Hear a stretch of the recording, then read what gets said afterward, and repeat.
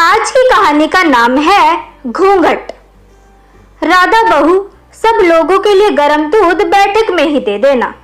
उर्मिला जी आवाज देने लगी। तभी उर्मिला जी की छोटी बहू पारुल आई और बोली, राधा भाभी तो सो गई हैं, उनकी तबीयत थोड़ी ढीली है माँ जी, मैंने दूध गर्म कर दिया है। उर्मिला जी बोली, और मंजली बहू रेनू क्या कर रही है वो? पारुल, वो भी। उर्मिला जी गुस्से में, यहाँ घर के आदमी परेशान हैं और ये दोनों महारानियां सो रही हैं। जब दाने दाने को मोहताज होंगी तब देखूंगी भूखे पेट कैसे इन्हें नींद आती है। ताने मारते हुए बोली। छोटी बहू, दूध में पिसा बादाम और गुड़ डालकर 4 गिलास बैठक में दे दो, न जाने कब ये समस्या खत्म होगी। इतना कहकर उर्मिला जी बैठक के बाहर ही बैठ गई। रात के 11 बज गए थे। पारुल ने 5 गिलास दूध के बनाए। पहला गिलास सास को ये कहकर दिया कि माँ जी, आप भी तो कितनी परेशान हैं, इसीलिए आप भी पी लीजिए, और बाकी 4 गिलास अंदर कमरे में रखकर बैठक की चौखट पर खड़ी हो गई। थोड़ी देर बाद उर्मिला जी ने पारुल को चौखट पर खड़े देखकर बोला, पारुल बहू, तुम यहाँ क्या कर रही हो? घर के आदमी लोग गंभीर मामले के बारे में बात कर रहे हैं, यहाँ पर औरतों का रहना उचित नहीं। तुम्हें कुछ समझ नहीं आएगा, तुम जाओ अपने छोटे बच्चे को संभालो। पारुल, जिसने शादी से पहले लॉ की पढ़ाई की थी लेकिन अपने परिवार वालों की वजह से मजबूरी में नौकरी नहीं कर पाई, वह थोड़ी देर खड़ी रही और उसने अपनी सास उर्मिला जी को कहा, माँ जी, मुझे कुछ बात सुनने दो, मैं लॉ की पढ़ाई की हुई हूँ, मैं पिताजी की मदद कर सकती हूँ। इस पर उर्मिला जी ने उसको शर्मसार करते हुए जो शब्द कहे वे पारुल के लिए असहनीय थे, लेकिन फिर भी पारुल परिवार के लिए वहीं खड़ी रही। उर्मिला जी ने कहा, बहू, ये पढ़ाई लिखाई अपने मायके में ही जाकर सुनाना।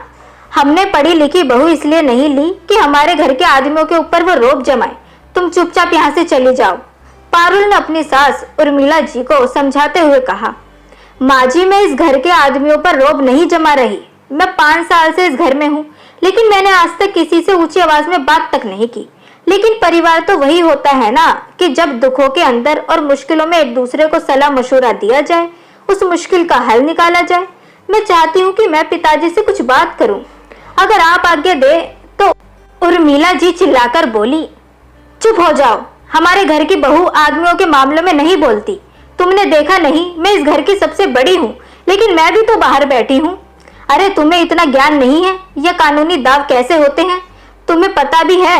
क्या बात है? इतना कहकर उर्मिला जी की आंखों से आंसू बहने लगे और उसने पारुल से चीखते हुए बोला, हमारी जो खेत की जमीन है उस पर जागीरों ने कब्जा कर लिया है।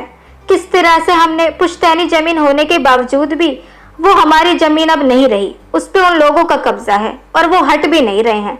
और ये लड़के तो निकम्मे हैं, जैसे इनका तो दिमाग ही नहीं चलता। अब इस बुढ़ापे में तेरे पिताजी क्या कोर्ट कचहरी के चक्कर काटे। इतना सुनते ही पारुल ने सिर की चुन्नी को थोड़ा सा आगे घूंघट के रूप में लिया और झुकी नजरों के साथ बैठक के दरवाजे पर जाके खड़ी हो गई और बोली, पिताजी, मैं आप लोगों से कुछ बात करना चाहती हूँ। आपके पास जितने भी पुराने कागज हैं वे आप सब मुझे दिखाइए।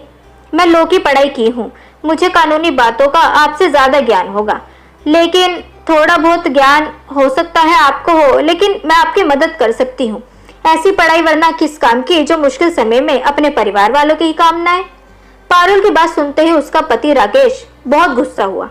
उसने पारुल को दरवाजे से बाहर की तरफ धक्का देकर वहां से जाने के लिए बोला, जिसकी तेज आवाज को सुनते ही ससुर महेश प्रसाद बोले, रुक जाओ राकेश, बहू कुछ कहना चाहती है तो उसे कहने दो। इस पर महेश प्रसाद ने बहू को बोला, हाँ बहू बोलो, क्या बात है?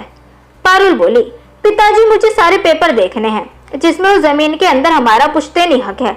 इतना कहते ही महेश प्रसाद ने एक फाइल बहू के हाथ में देते हुए कहा, बहू ये लो फाइल, और ये जो पेपर चाहिए मुझे आकर तुम बता देना, और कल एक काम करना, तुम भी हमारे साथ कोर्ट चलना, गंभीर मामला है। मैं औरत आदमी यह छोटा बड़ा नहीं देखता, मेरे लिए बस इंसान की समझदारी ही काफी है। पारुल ने अपने ससुर महेश प्रसाद के पैर छुए और वह फाइल लेकर अपने कमरे में चली गई। रात भर उसने उन पन्नों को काफी उलट पुलट किया और देखा, कुछ नोट्स भी बनाए। अगले दिन सुबह 8 बजे वह भी अपने ससुर और दोनों जेठों के साथ और अपने पति के साथ गाड़ी में बैठकर कोर्ट की तरफ निकल पड़ी।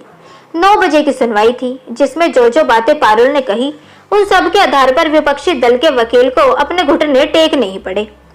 तथा कुछ दिनों की तारीख के बाद ही पारुल के ससुर महेश प्रसाद को उनकी जमीन भी वापस मिल गई। उसने सबका श्रेय अपनी छोटी बहू पारुल को ही दिया और पारुल से कहा, बहू, अगर तुम आगे ही पढ़ना चाहती हो तो तुम पढ़ सकती हो, क्योंकि पढ़ाई करने से कोई बुराई नहीं है। उर्मिला जी को उस दिन अपने व्यवहार के लिए बहुत बुरा लगा। उन्होंने अपनी छोटी बहू पारुल से माफी मांगते हुए बोला, बहू, मुझे माफ कर देना। जिस पढ़ाई को लेकर मैं तुम्हें शर्मसार कर रही थी, उसी पढ़ाई की वजह से आज हमारे घर में खुशियां वापस आई हैं। पारुल ने अपनी सासू उर्मिला जी को पैर छूकर कहा, माँ जी, आप मुझसे माफी मत मांगिए। मैंने तो इस घर का सदस्य होने के नाते अपना कर्तव्य निभाया है। अपने सास ससुर के आशीर्वाद से पारुल ने लॉ में आगे की पढ़ाई भी प्रारंभ की और थोड़े दिनों के बाद वो उस गांव के अंदर ही एक महिला वकील के रूप में कार्य करने लगी।